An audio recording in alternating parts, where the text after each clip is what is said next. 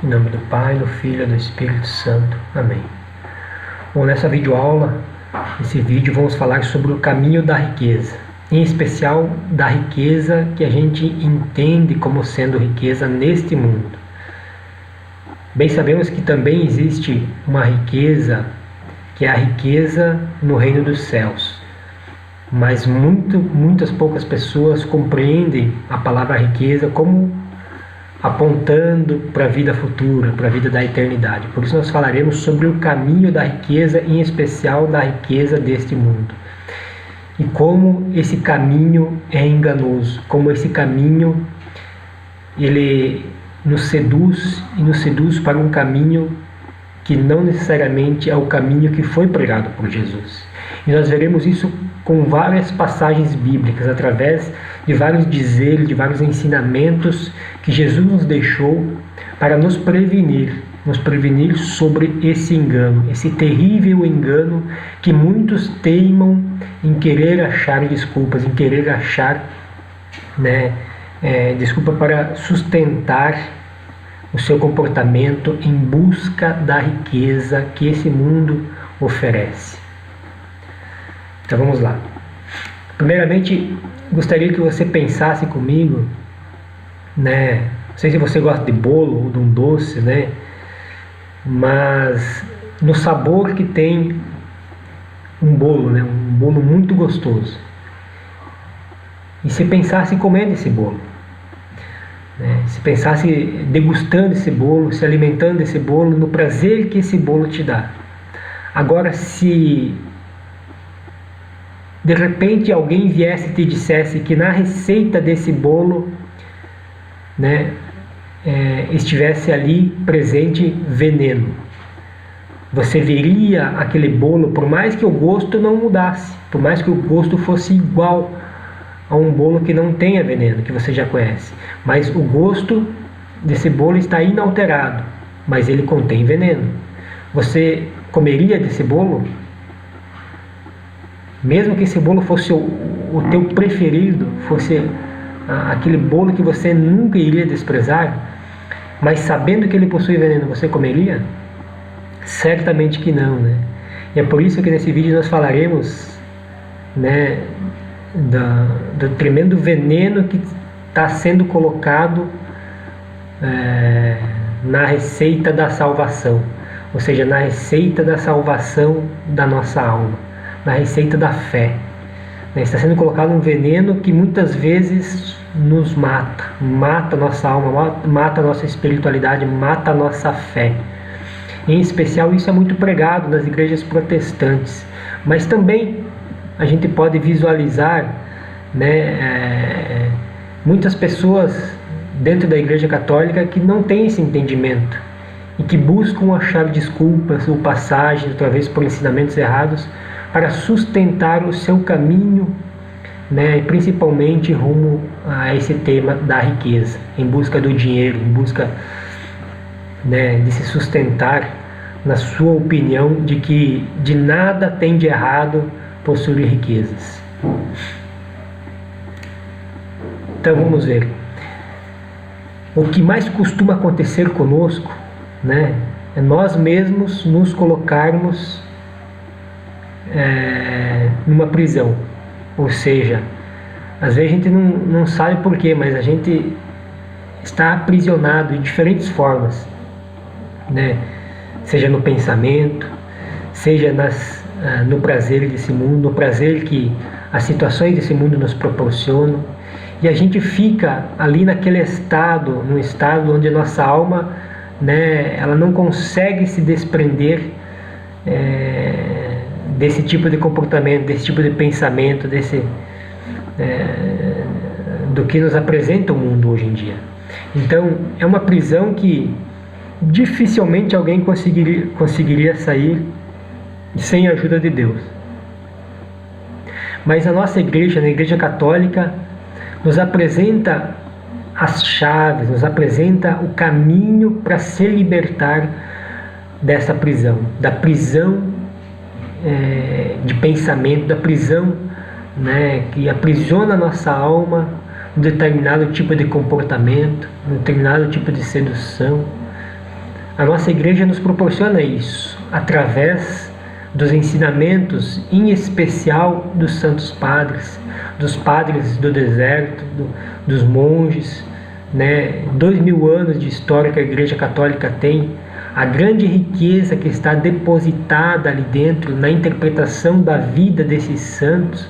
A gente pode visualizar claramente como eles conseguiram desmembrar todas as artimanhas do demônio, todas as artimanhas desse mundo para nos aprisionar.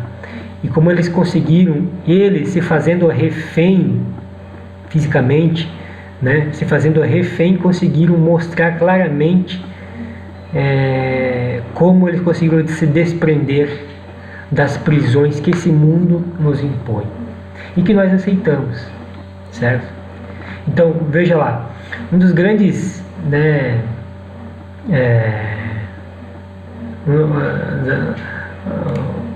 um dos grandes, as grandes consequências, dentre as grandes consequências que vêm da nossa persistência em buscar a riqueza nesse mundo, por mais que, né, a gente possa dizer, não, é o resultado do meu trabalho, é o resultado dos meus esforços, é o resultado de empenho, né, conseguir riqueza, conseguir isso, conseguir aquilo, mas a gente pode ver claramente na alma de uma pessoa que chega a um status de riqueza maior nesse mundo, a gente vai visualizar e consegue perceber o endurecimento no coração como fruto do enriquecimento.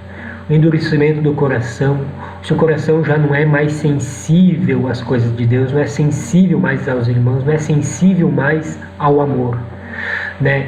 Um grande espírito de competição, onde em tudo aquela pessoa quer ganhar. Ela não aceita perder, ela quer ganhar. Por quê? Porque a riqueza, quando ela começa a ser acumulada, ela é acumulada por quê? Porque aquela pessoa ganhou em diferentes sentidos, ganhou na vida, ganhou, né, em diferentes batalhas, e ela se acostumou a ganhar. Então ela tem esse espírito de competição. Então em toda e qualquer situação ela começa a querer ganhar nas discussões, ganhar, né, nas relações pessoais, né? Ela não sabe mais perder, ela só sabe ganhar, né? Ela também tem um senso de se impor perante aos outros, né? A gente pode visualizar isso, onde a sua opinião tende a prevalecer, ou seja, né, ela passa a ter na sua alma um espírito orgulhoso, né, onde tudo prevalece segundo o seu pensamento, não é? E conforme o tempo vai passando, vai piorando. Ela chega a ser até ter a característica de ser avarenta, né? No nível mais grave, né? Onde a riqueza é tão importante que, né,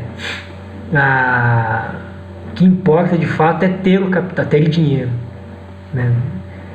A pessoa perde a condição até de saber quanto vale a sua riqueza, mas o importante é que ela tem acumulado, né?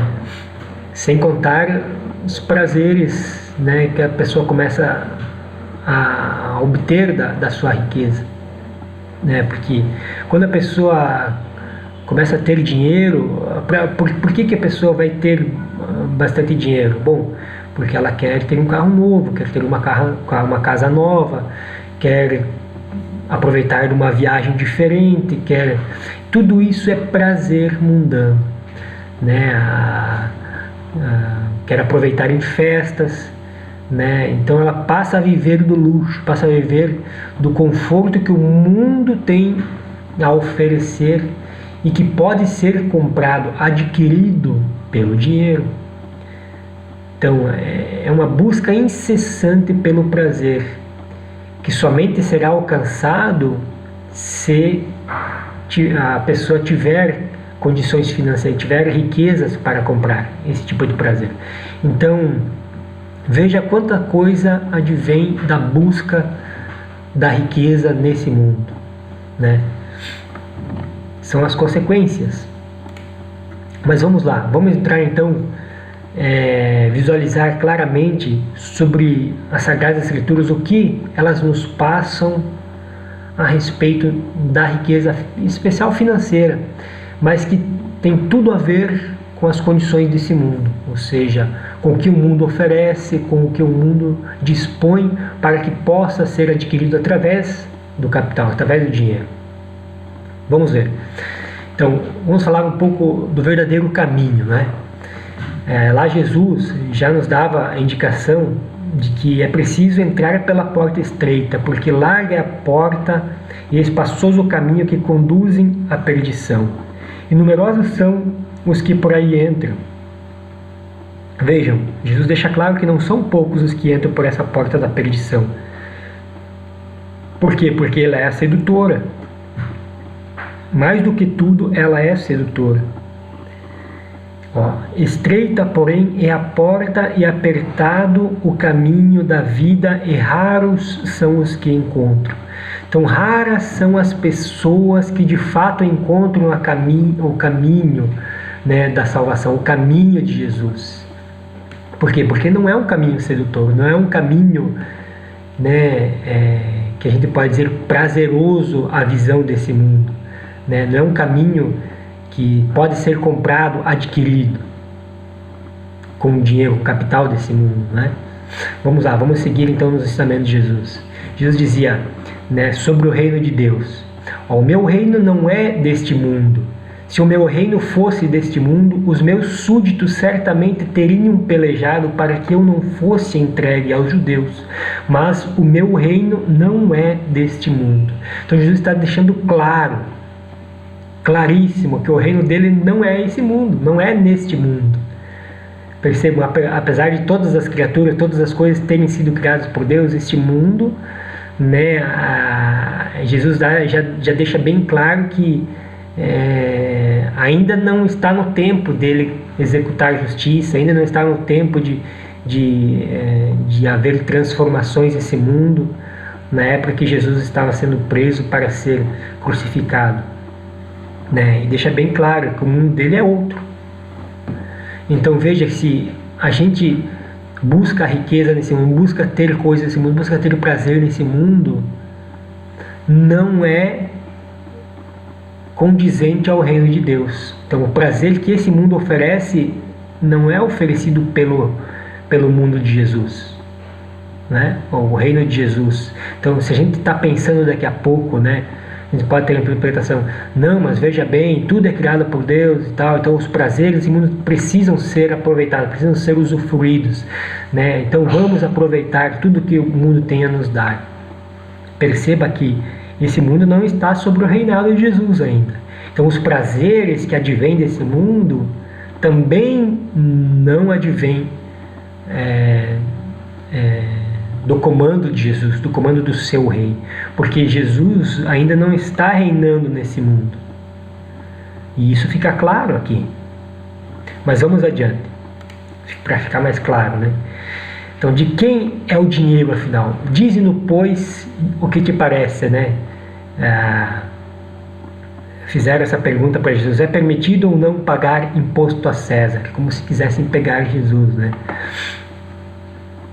Jesus, percebendo a sua malícia, respondeu, né: por que me tentais? Mostrai-me a moeda com que se paga o imposto, né? O dinheiro da época. De apresentar e tal. Daí Jesus, no final das contas, diz: dai, pois, a César o que é de César e a Deus o que é de Deus, dando claramente a entender de que a moeda, o dinheiro desse mundo não foi criado por Deus, né? Foi criado por um outro tipo de pensamento. Então ele não pertence ao reino de Deus, né? Ele é exterior, ele é algo que ainda que pertence a esse mundo, ou seja, ele não é de propriedade divina para dizer não, é de Deus, né?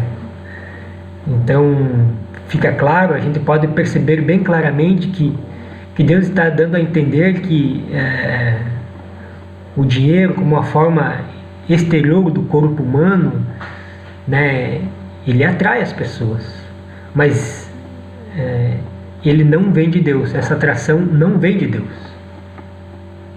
E que é preciso dar a Deus o que de fato é de Deus. Deus está dando a entender, né, que é necessário dar o nosso coração, a nossa vida, a nossa alma,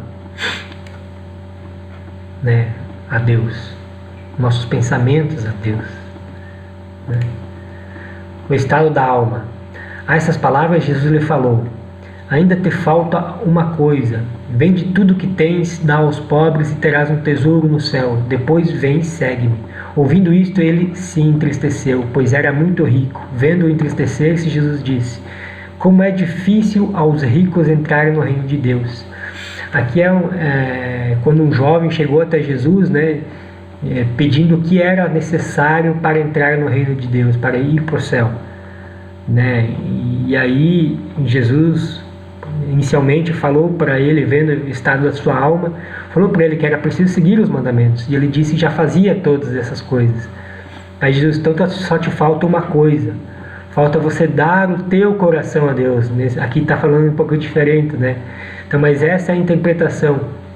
Quando Jesus diz: vai, vende tudo que tens e dá aos pobres, é porque ele tinha um tesouro nesse mundo, tinha uma riqueza nesse mundo que ele conquistou. Pode ter conquistado trabalhando, com grande esforço, mas o seu coração tinha naquela riqueza grande esperança. O seu coração estava totalmente entregue àquele dinheiro, àquela riqueza que ele tinha nesse mundo, que ele conquistou. Então aquilo para ele valia muito mais do que os mandamentos de Deus. Aquilo para ele valia muito mais do que a própria presença de Jesus junto dele ali. Por isso que ele, ao ouvir Jesus falar, se entristeceu. Perceba, ele entristeceu a sua alma, porque o estado da sua alma estava entregue ao capital deste mundo, estava entregue ao dinheiro desse mundo. Perceba que, por mais que pareça inicialmente, né, pareça inicialmente justo a gente adquirir riqueza nesse mundo, adquirir capital, pelo trabalho, pelo esforço, né, que é uma recompensa que a gente adquire com o passar do tempo. É uma recompensa. Mas isso tem um efeito sobre a nossa alma. E com o passar do tempo, a nossa alma pode ficar dependente desse efeito. Pode ficar dependente do prazer que esse dinheiro nos dá, da segurança que esse dinheiro nos dá. E aí, o que acontece? Essa segurança, essa dependência passa a prevalecer diante de Deus. Então, o que é mais importante para mim? De fato, é Deus ou é o dinheiro, né? Acaba que, nesse caso aqui, fica bem claro o estado de uma alma que que está totalmente dependente da riqueza. Ela fica, de fato, ela tem na riqueza o seu Deus.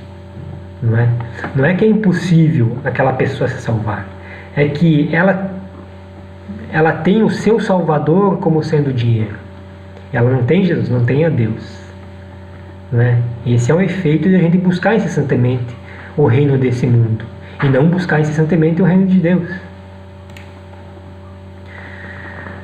Bom, vamos continuar então vendo os mais ensinamentos que está na Sagrada Escritura, né, que nos esclarecem mais do que tudo, né, nos dão os direcionamentos. Vamos ver então sobre o reino desse mundo e quem é o seu proprietário. O demônio transportou uma vez mais a um monte muito alto. Ele mostrou todos os reinos do mundo e a sua glória, e disse-lhe: dar-te-ei tudo isto, se prostrando diante de mim me adorares. Respondeu-lhe Jesus: para trás, Satanás, pois está escrito: adorarás o Senhor teu Deus e só a Ele servirás. Perceba aqui que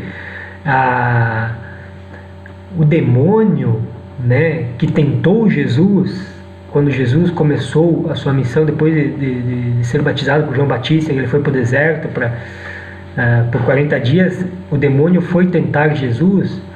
O demônio apareceu com toda a sua glória e mostrou todos os reinos do mundo.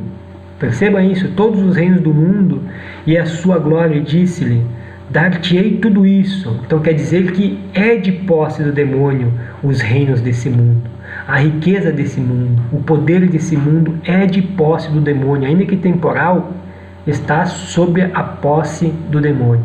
O demônio tem poder sobre ele. Então,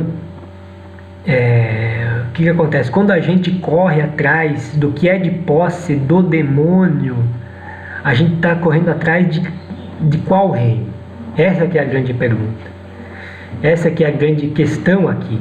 E a gente está colocando o nosso coração, a tendência do nosso coração, sob que reinado? Né? A gente está pendendo a nossa vontade para que reinado? Não é? Aqui fica claro, todos os reinos do mundo estão, estão de posse do demônio. Né? Faz parte da glória do demônio. E ele ofereceu tudo isso para Jesus. Mas Jesus de pronto rebateu, dizendo que não devia tentar o seu, né? Porque Jesus é o Deus dele, né? Jesus, apesar de Satanás renegar a autoridade de Deus, né? Querer ser que nem Deus, mas Deus é Deus, né? Deus está acima de tudo e de todos, né? E nenhuma tentação seria possível contra Jesus, né? Veja lá em 1 João 5,19. Sabemos que somos de Deus e que o mundo todo jaz sob o maligno, confirmando, né? Todo mundo, o mundo todo, não é parte, não é só uma questão, mas tal pessoa tem muito sucesso no mundo, né? Em que reinado que essa pessoa está tendo sucesso? Né? Tal pessoa tem muita riqueza no mundo, mas pertence a que reinado essa riqueza financeira que a gente está falando? Né? Tal pessoa tem seus empreendimentos, suas empresas, tem grande recurso, né, nesse mundo, mas sobre que reinado, sobre quem está acima, no topo, chefiando esse reinado, toda essa logística, toda essa estrutura? Aqui fica bem claro, o mundo todo está sob a lei do maligno, está sob o demônio, está sob a autoridade do demônio.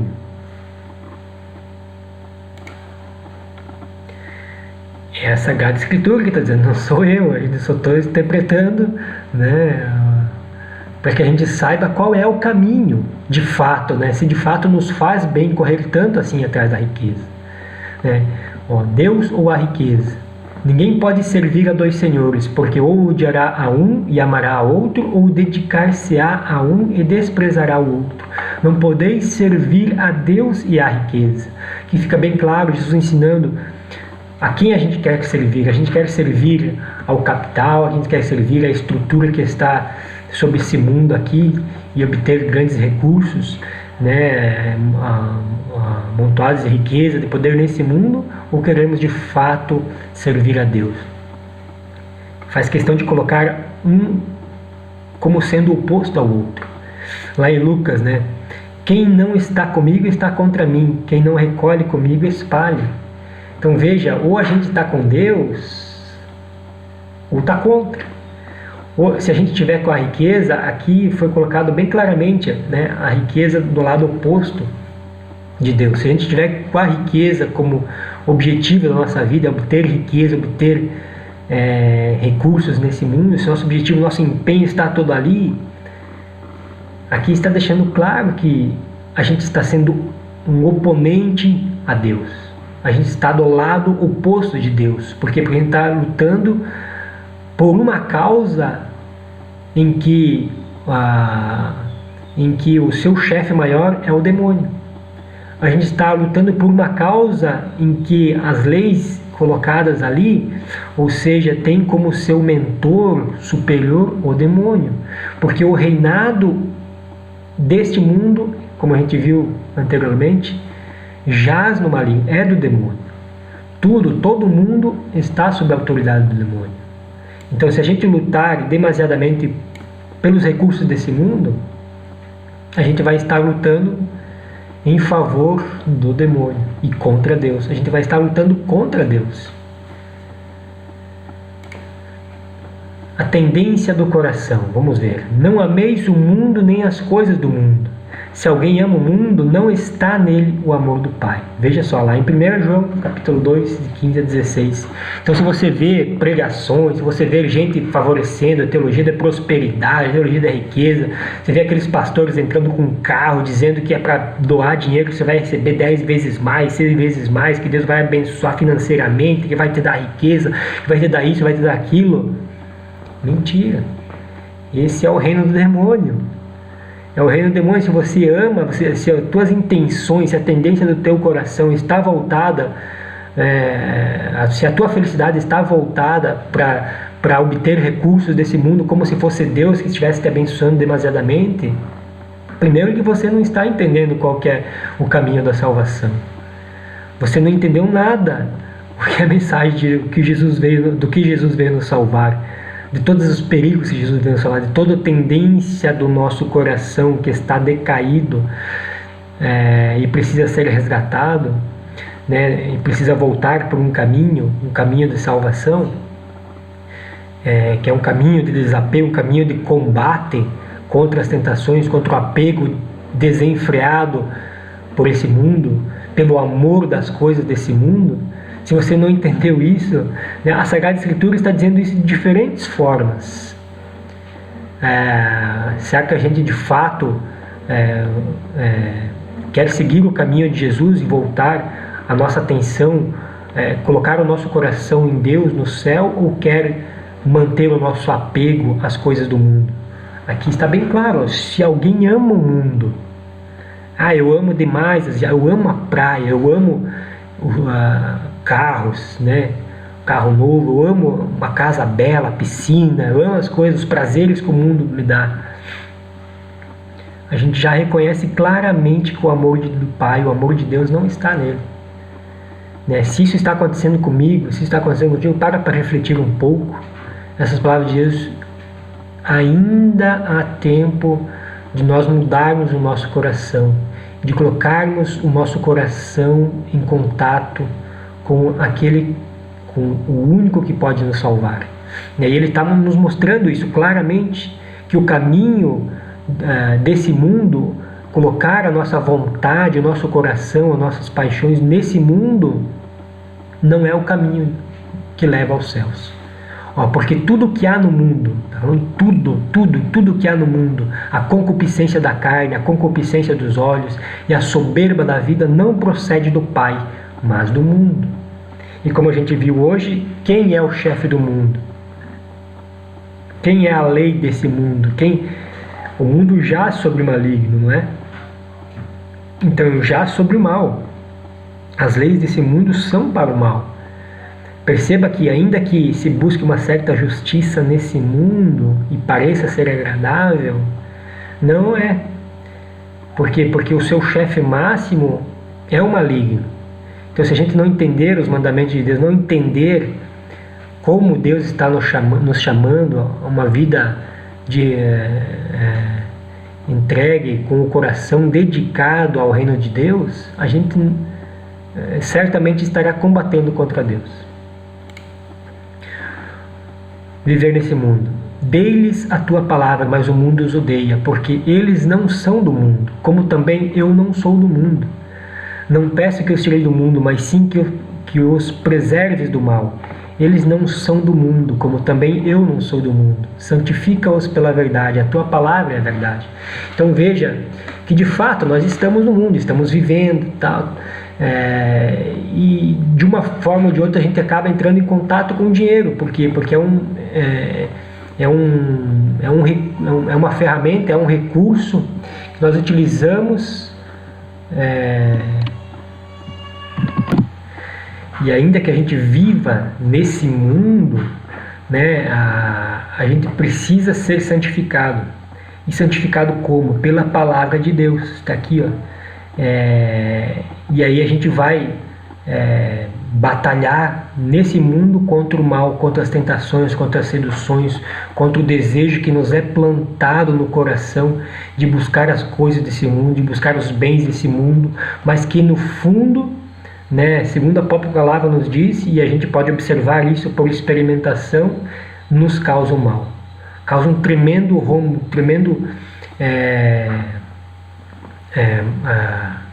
perversão no nosso coração, no nosso pensamento, né? E nos afasta de Deus.